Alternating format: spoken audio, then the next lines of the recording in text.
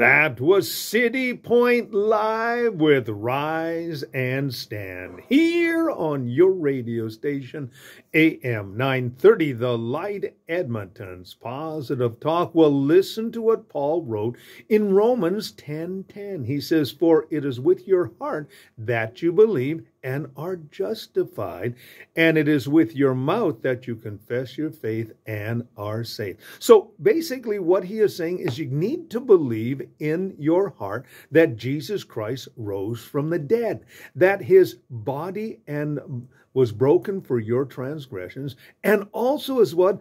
Well, his blood was shed for your sins.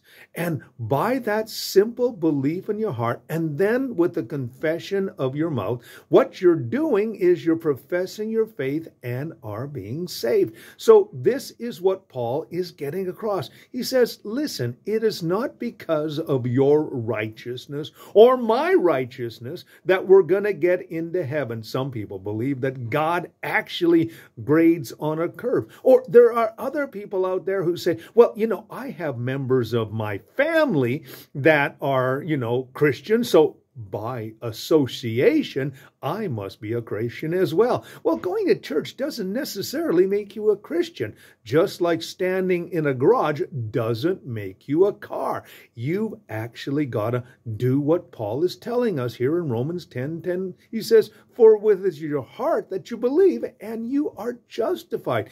You got to have that belief in your heart. Now, basically what happens is this. You hear the message of Jesus Christ.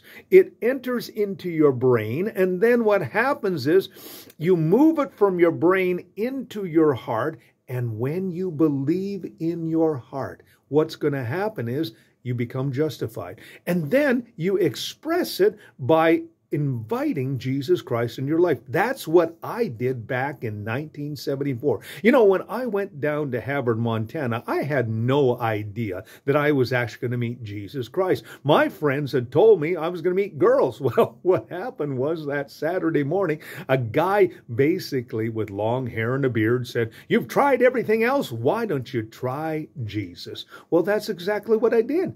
I asked Jesus into my heart, and I have never regretted that decision. Now, what was really interesting was when I actually came home, I walked through the door, and my mom, of course, who had bore me and had seen me all my life, looked at me and said, "What happened to you?" And I could have said, well, nothing. But without even thinking, I said, well, I gave my life to Jesus Christ. That was the first time that I actually testified about the Lord. And she looked at me, and she didn't give me the reaction I thought she was going to give me. She said, "Well, I don't want that nut house religion." She says, "I'm perfectly fine the way I am." The marvelous thing is 12 years later, she did give her life to Jesus Christ in my church in Yellowknife. So that was very exciting. But it all started with a simple declaration. Back in 1974, I didn't know how to pray. I just said, "God, if you're real, would you come into my heart?" And he did come into my heart. And here I am now on October the 11th, 2000, I think it is that, anyway, 2022, still serving the Lord, still telling people about Jesus Christ. How did it all start? By a simple belief in my heart, and then with my mouth, professing my faith, and that brought that wonderful salvation and redemption. It's a little thought for you today, and also as well a challenge for you.